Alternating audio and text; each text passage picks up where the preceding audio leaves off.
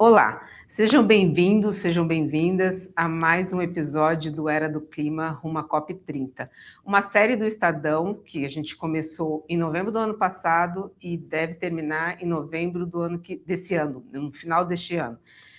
O objetivo é discutir aí medidas que podem ser tomadas para ajudar na descarbonização da sociedade. Hoje a gente vai conversar com o CEO da Cummins, Adriano Rich, para ele contar um pouco o que a empresa tem feito nesse sentido. Primeiro, eu queria que você me contasse assim, o que é a Cummins, o que ela trabalha, o que ela faz. Conta um pouco para a gente entender, para as pessoas entenderem um pouco a empresa. Primeiramente, Renê, quero agradecer a oportunidade de falar desse tema que é tão importante para todos nós, né? As questões climáticas, a gente tem sentido na pele, né? O ano de 2024 foi um ano extremamente quente, a gente findou agora o verão aqui, acho que todo mundo sofre bastante, e a gente sente isso, então é um tema extremamente relevante para que a gente possa abordar aqui. Falando um pouquinho sobre a Cummins é uma empresa global, líder em energia e tecnologia. E a gente tem um compromisso claro com a sustentabilidade, né, e o desenvolvimento de inovações, tecnologias inovadoras. Então, a Cummins atua em diversos segmentos. A gente atua no segmento automotivo, fabricando motores, né, motores a combustão que utilizam diferentes tipos de combustíveis. A gente atua na parte de geração de energia, então segmentos como que a gente chama de missão crítica. Então, hospitais, né, onde se você tiver uma queda de energia, você está no centro cirúrgico, você não pode ali ter uma falha e você não pode interromper o procedimento. Então, a gente tem na parte de geração de energia, ou então algo que a gente usa praticamente agora diariamente, que é a questão de data centers, de uma forma ou de outra, né? Seja para as nossas transações, seja pela questão de inteligência artificial também. É um segmento que está demandando bastante, porque pode acontecer quase tudo, mas menos faltar energia para as nossas conectividades aqui, as nossas conexões e acesso aos dados, né? Além disso, a gente atua também em segmentos como segmentos de mineração, segmentos de óleo e gás. Então, é um portfólio bastante amplo, né, onde a gente trabalha principalmente em soluções de tecnologias que possam auxiliar os nossos clientes, nossos parceiros de negócio, nessa questão de transição energética, no fornecimento da energia que eles precisam, utilizando as diversas fontes da matriz energética que a gente tem. E como é que vocês estão lidando com esse processo de transição energética? De que forma vocês estão trabalhando isso na empresa?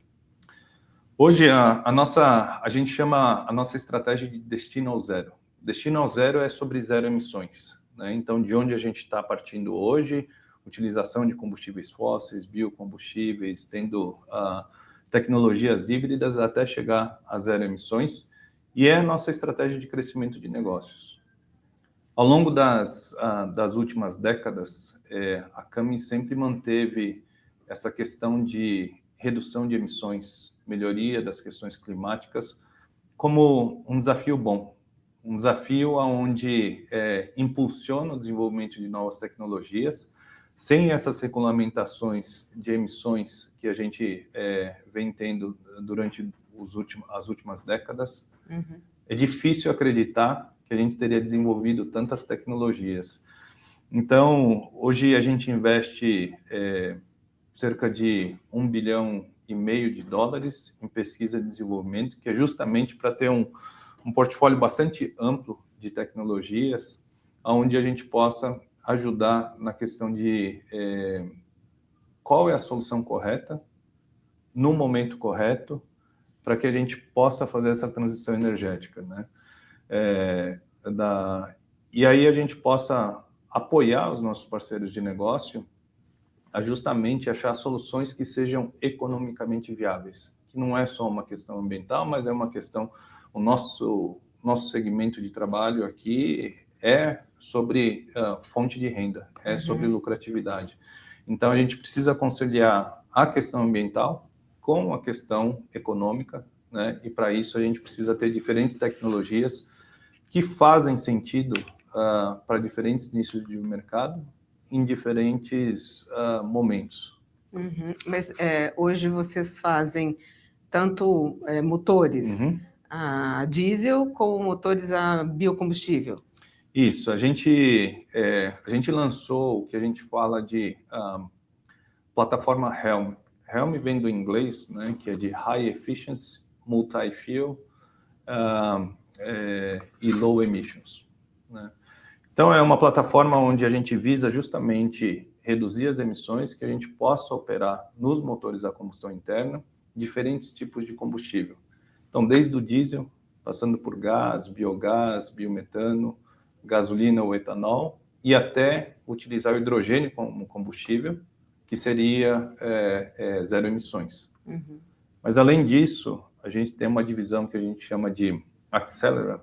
É um segmento de negócios onde esse segmento ele está dedicado a tecnologias de zero emissões. Uhum. Então, nesse segmento, entra com eletrolisadores. Então, o primeiro eletrolisador aqui do Brasil é da Camis, ali em Tumbiara, onde a gente é capaz de demonstrar e aprender mais sobre a tecnologia para a produção de hidrogênio verde.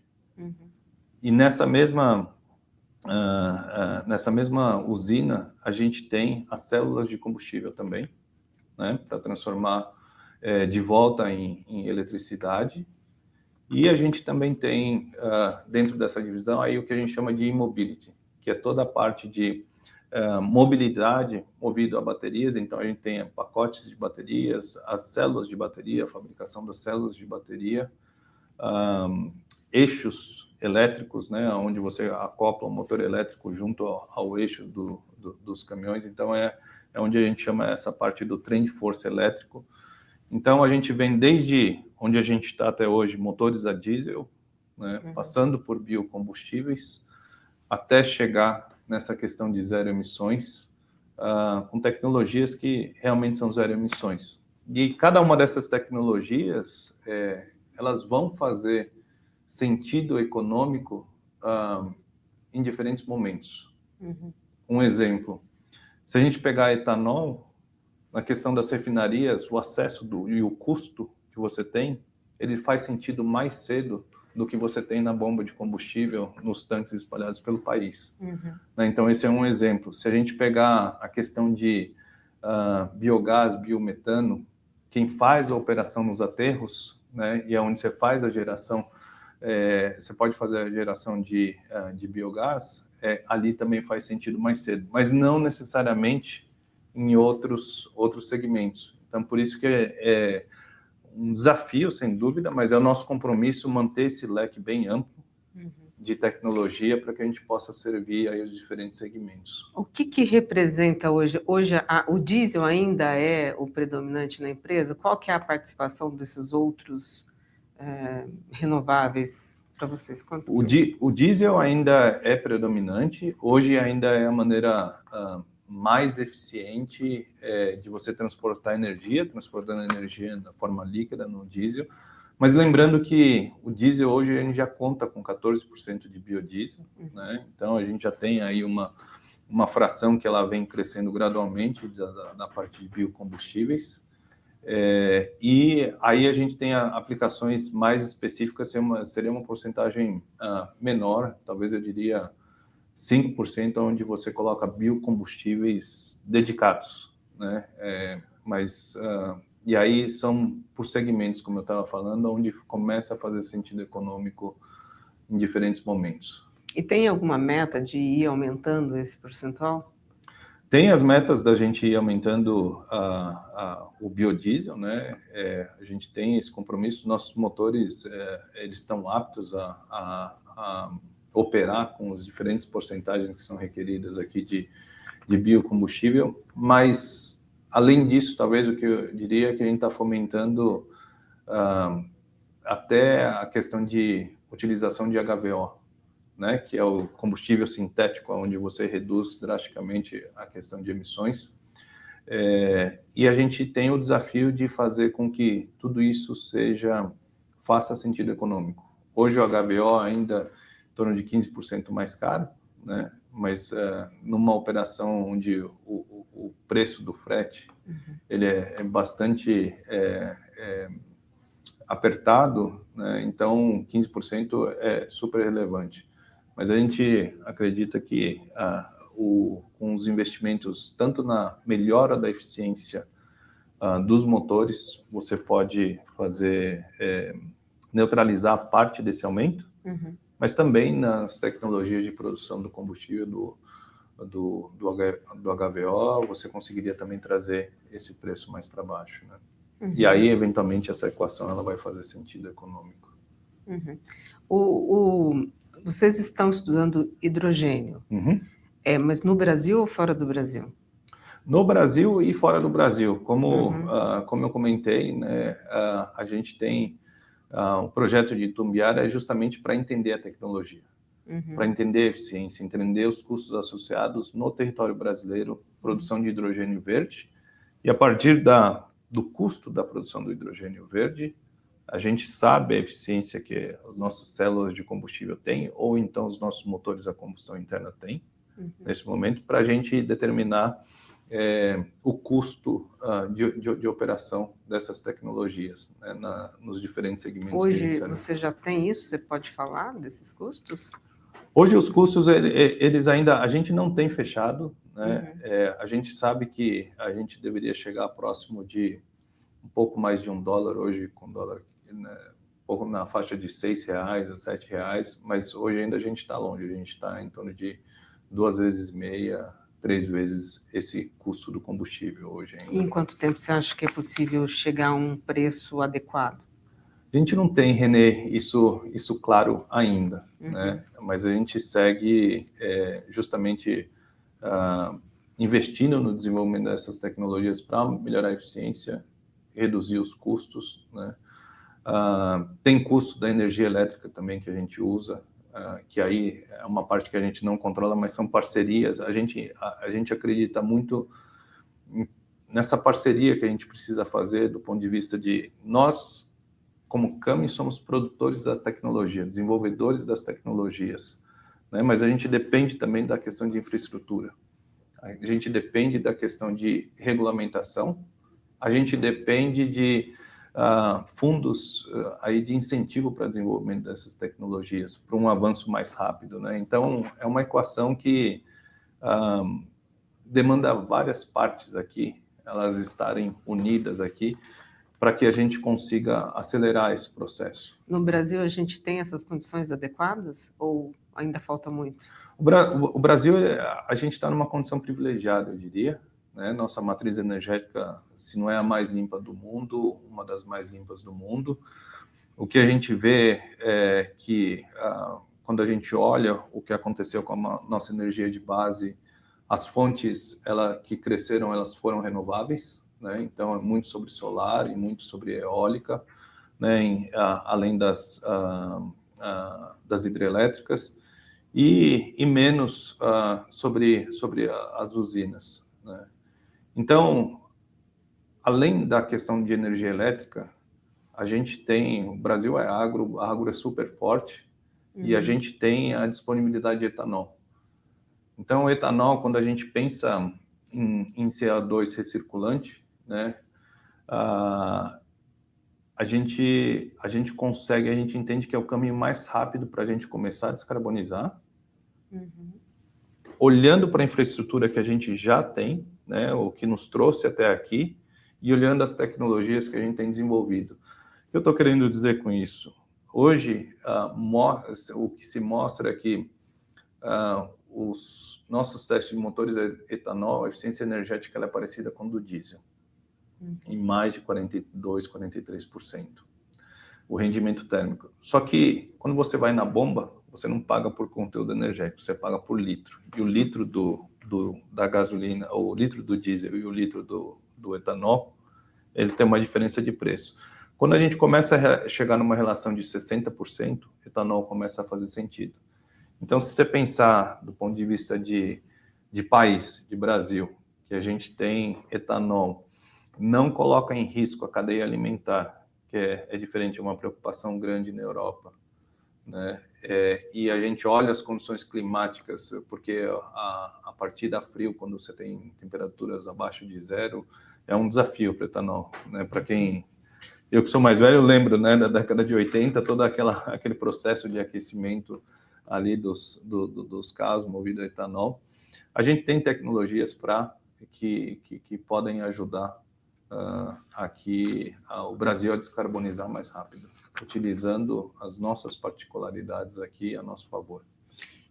Mas assim, a gente vê muito as pessoas falando que o hidrogênio é o combustível do futuro. Uhum. Há uma série de projetos que estão sendo estudados no Brasil, nada ainda muito avançado, mas você acha que isso precisaria ter um subsídio? O governo precisaria dar uma ajuda, criar políticas para acelerar esse tipo de combustível? Sem dúvida. Eu falei há pouco aqui, a gente investe mais de US$ 1,5 bilhão, se a gente colocar os termos de hoje, são quase 10 bilhões de reais. Ainda assim não é suficiente, porque o leque de tecnologias que a gente tem que investir para seguir desenvolvendo e melhorando a eficiência, ele é muito amplo. Uhum. Então, se a gente quer acelerar, e sem dúvida, hidrogênio é uma solução para zero emissões, né? Seja no motor a combustão, usando o hidrogênio como combustível, seja usando célula de combustível, que acho que ainda é mais para frente, né? Acho que faz sentido econômico mais rápido nos motores a combustão. Mas a gente precisa, sem dúvida, de incentivos, né? Fazer o funding do desenvolvimento dessas tecnologias para que a gente acelere esse processo, né? Uhum.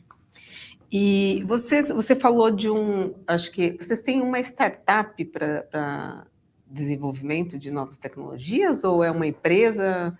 Não é uma startup. Talvez a maneira como eu diria, a gente até fez aquisição de várias companhias, né, em estágio inicial, para a gente compor o nosso negócio de zero emissões, mas é um segmento de negócios, Uhum. né, estabelecido, onde a gente olha exclusivamente em tecnologias de zero emissões, né? Então, sobre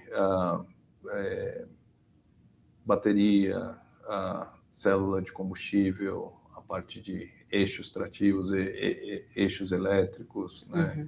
E a própria produção de hidrogênio. Então, assim, dentro desse segmento, a gente está dividido em duas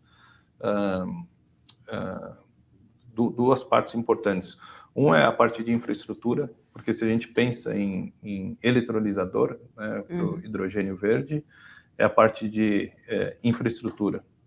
E aí a gente pensa na aplicação da tecnologia, que aí a gente chama do e-mobility, né, na mobilidade elétrica, que é justamente para usar, seja através de hidrogênio, seja através de bateria, a gente realmente colocar essas tecnologias de zero emissões nas aplicações desses diversos segmentos. Vocês têm alguma aposta de vocês? Vocês apostam em um A combustível gente, específico? talvez, Renê, o que eu diria mais é sobre uma cronologia, mais do que uma aposta. Está claro para a gente que essas tecnologias farão sentido econômico ao longo do tempo. Uhum. Talvez a pergunta não sei se 1 milhão, 1 bilhão, 1 trilhão de dólares é com qual velocidade, né? Então, mas do ponto de vista de cronologia, principalmente quando a gente fala em Brasil, a gente olha para três pilares, um tripé que ele é composto de infraestrutura, regulamentação e tecnologia, para que a gente avance nessas questões de descarbonização. A Camis, obviamente, está na questão de tecnologia. A gente depende dessa discussão e esse sincronismo da parte de infraestrutura e a parte de regulamentação. Quando a gente olha para o Brasil na questão de infraestrutura, como eu comentei há pouco, faz muito sentido para a gente avançar mais rápido, e a gente já vê uma demanda de mercado para motores a combustão interna com biocombustíveis, com combustíveis renováveis. Então, gás. Gás, a gente na Fenatran, a gente falou bastante, a gente ampliou nosso portfólio de motores a gás, agora em novembro, e a gente vê uma demanda do mercado em relação aos motores a gás, ele está bastante crescente. Né? Então, não necessariamente, mas pode ser um combustível renovável, e nas aplicações que a gente está vendo como combustível renovável. Etanol, e aí, sim, mais para frente, pode passar nesse meio tempo por HVO, como eu comentei, e aí chegar no hidrogênio, nos motores a combustão interna. E aí, depois disso, a gente enxerga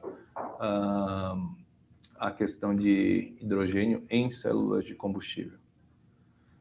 Em paralelo, a gente enxerga aqui espaço para segmentos de ônibus, por exemplo.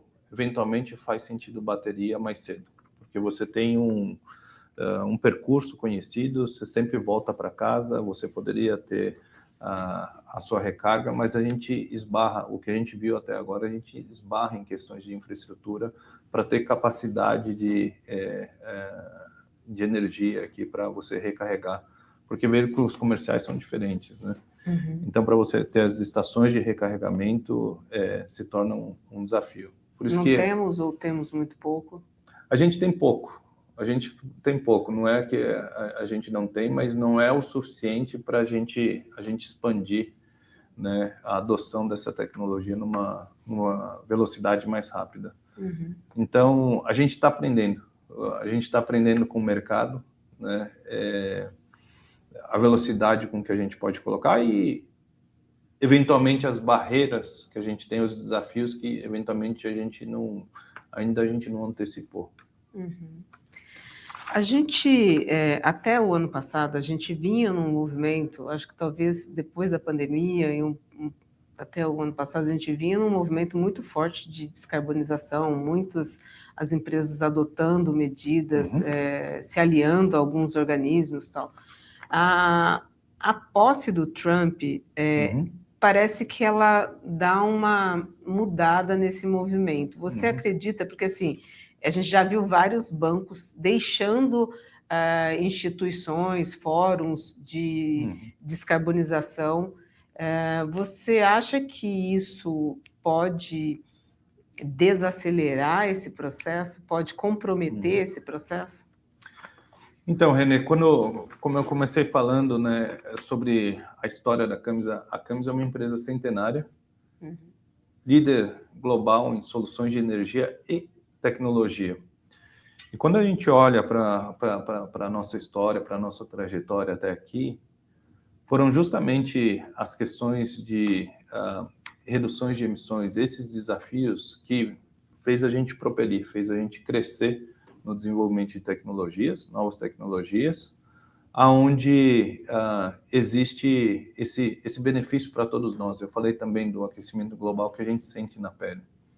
Então, isso não muda o nosso compromisso em fornecer soluções tecnológicas que apoiem as necessidades de mercado e que está completamente alinhado com a nossa visão, que é gerar um mundo mais próspero através de soluções de energia, através das nossas tecnologias, né? E o mundo mais próspero é aquele que é melhor para todos nós, né? Então, a gente sabe que se a gente sofre com o calor, a gente sofre com essas questões, a gente quer ser aquele parceiro de negócio que os nossos clientes possam contar conosco, né, para que, fazendo sentido econômico, fazendo sentido, melhorando a redução de emissões, melhorando as questões de mudanças climáticas, a Cummins quer ser essa empresa que tem a tecnologia para apoiar esse processo. Mas você vê risco de retrocesso de uma...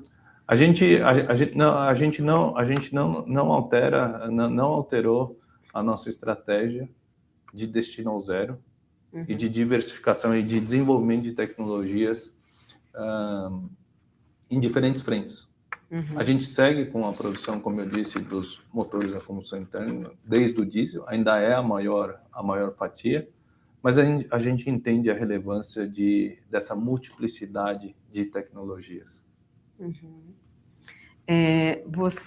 Assim, a gente tem agora em novembro a Uhum, COP30 no Brasil, vai ser numa região que é simbólica, em Belém, sim. mas é uma região que, lógico, está na Amazônia e também é uma região muito difícil do ponto de vista de infraestrutura.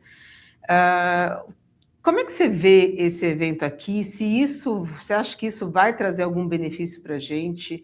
A gente vai conseguir impor algumas medidas importantes? Como é que você vê este evento aqui no final do ano? Eu acho que, primeiro, o evento local, né, geograficamente falando, como você descreveu, é importante. Desmatamento é um tema importante e tem o compromisso, né, ali do governo do Pará para essa questão de desmatamento. Houve progressos importantes até aqui. Ah, Acho que é um evento de suma importância quando a gente fala de questões climáticas, onde você possa reunir. Eu falei daquele tripé que é importante para descarbonizar, né?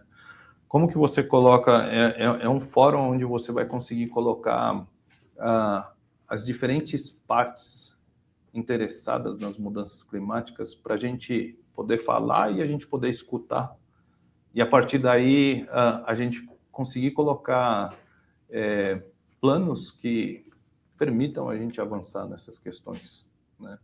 Eu não consigo antever ainda os resultados, Uhum. mas estou esperançoso em relação aos resultados aqui da COP30. Vai estar sobre questão climática, mudanças climáticas, a gente vai estar, o Brasil vai estar aqui no centro de atenção do mundo. A gente através de coalizões, eu chamaria, junto com a nossa indústria, a gente tem o nosso apoio, né, em relação a todas essas questões. A gente faz parte do movimento de baixo carbono para o Brasil, que justamente fala sobre essa questão de descarbonização. E eu acho que é importante a Camis, como tendo na sua essência desenvolvimento de tecnologias e soluções de energia, a gente tem um papel extremamente importante em prover tecnologias que possibilitem essa descarbonização. Mas, de novo, a gente precisa conversar com as partes, né? A gente precisa de políticas públicas, a gente precisa de desejo de investimento, né? A gente precisa reconhecer que essas transformações elas não acontecem sem um alinhamento entre as partes. Então, a gente vê a COP30 com muito bons olhos e espero sim que tenha resultados aí que a gente possa acelerar, né? A gente olha as NDCs, a NDC do Brasil, a gente tem tido avanços importantes, eventualmente alguns que a gente gostaria de ter visto mais avanços mais rápidos, mas é importante reconhecer que, pelo menos eu acho que a direção está correta, né? Então é um marco para a gente se recalibrar, olhar o que foi feito, compromissos que a gente assumiu, o quanto a gente avançou e quais são aqueles outros que a gente quer se desafiar para a gente seguir avançando nessa agenda. Você acha que precisa ser um pouco mais, o Brasil precisa acelerar um pouco mais essa parte? Eu acho que o Brasil tem o potencial para ser protagonista nessa questão ambiental, nessa questão de sustentabilidade e mudanças climáticas. Por tudo aquilo que eu venho comentando em relação à nossa matriz energética, em relação à nossa, o nosso parque tecnológico, a nossa indústria que a gente precisa avançar com regulamentações, a gente está um pouco defasado em relação a regulamentações, e regulamentações são importantes para que o setor privado consiga se programar para fazer os investimentos e defender os investimentos, né? Então, eu acho realmente que a gente tem tudo para ser protagonista, mas não virá de graça. A gente precisa colocar esforço, a gente precisa se debruçar sobre o problema e a gente precisa se organizar. Então, por isso que eu acho que a COP30 ela justamente promove esse fórum de discussão. né? Um fórum onde a gente pode ouvir as diferentes partes, Uhum. ouvir os diferentes desafios, né? Os pedidos de ajuda mútuos e como que a gente pode aí selar esse compromisso e se organizar de fato para que a gente tenha esse espaço de protagonismo. Você vê receptividade por parte, por exemplo, do Congresso, do governo, em relação a essas medidas que precisam ser tomadas, essas regulamentações que precisam ser feitas? Vejo através de programas como o Mover. Uhum. Programas como o Mover é um exemplo dos incentivos que a gente precisa para a gente acelerar o processo, né? Podemos ter mais, sempre podemos ter mais, mas enxergo através da Lei do Combustível do Futuro, que foi sancionada, né, deputado Arnaldo Jardim, a gente está tendo progresso. Talvez eu acho que é mais sobre a velocidade e se é o suficiente. Então, assim, eu vejo sim que a gente tem caminhado na direção correta. A velocidade é suficiente? Não sei, talvez a gente possa avançar um pouco mais rápido. Você falou que o Brasil tem condições de ser o protagonista. Hoje tem um protagonista? Há alguém que está na frente? Algum país? Renê, é incerto hoje. Hoje eu acho que eu não sei se eu arriscaria. Eu acho que os diferentes países, olhando para as suas particularidades, cada um de nós, como país, como Estado, a gente está aprendendo com que velocidade a gente pode caminhar nessa jornada.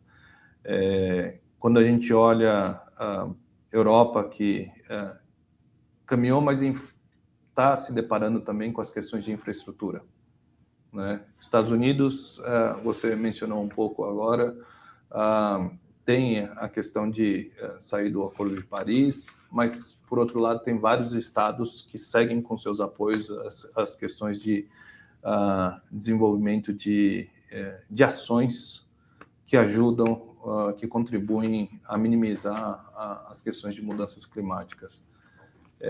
Eu acho que a gente está num momento de observação e um momento de entendimento mais profundo de tudo aquilo que é necessário para você avançar, de fato. Não sei se teria um país aqui, um país que hoje está liderando. O que eu converso, e quanto mais eu converso com as diferentes partes, eu não tenho dúvidas, de novo, sobre o potencial do Brasil. Cabe a nós aqui, eu acho, fazer o uso desse potencial, né? E você falou também da questão do que você tem que... o financeiro tem que estar ali junto com, lógico, com a Sim, fazer o sentido tecnologia, né? econômico, né? A Sentido tecnologia tem que econômico. fazer sentido econômico. Isso demora muito para se encontrar essa equação? Para fazer sentido econômico, É questão de tempo? é questão de tempo, mas é questão também de esforço, de dedicação. Eu vou fazer uma analogia. Hoje, eu falei que o diesel é a maneira economicamente mais econômica de você fazer transporte de cargas comerciais, né? A gente fala há centenas de anos. A infraestrutura que se criou, ela levou aí dezenas de décadas, né, para serem criadas, e é um aperfeiçoamento da tecnologia que ele acontece, tem alguns saltos quânticos, mas ela, se você olha na linha do tempo, ela é de maneira granular, né, aquela busca contínua do refino. Então, quando a gente fala nessa questão de novas tecnologias, não é esperado, eu não espero, estando na indústria aí há algumas décadas, eu não espero um salto quântico do dia para a noite. Mas espero sim um investimento contínuo e consistente para que a gente siga aperfeiçoando essas tecnologias para que elas façam esse sentido econômico, né? Vão ter tecnologias que vão fazer... Gás já faz, por exemplo, um exemplo. Gás já faz sentido agora. Quando você fala em operações que tem ali em conjunto num ecossistema, quando você fala de aterros. Ela faz sentido agora. Etanol faz sentido na refinaria. Então, agora, é suficiente? Talvez a pergunta é, bom, Adriano, e para você trazer gás para outros segmentos, outras aplicações? Depende do o preço do combustível. Se ele mudar, ele pode fazer sentido econômico mais rápido. Então, são muitas variáveis.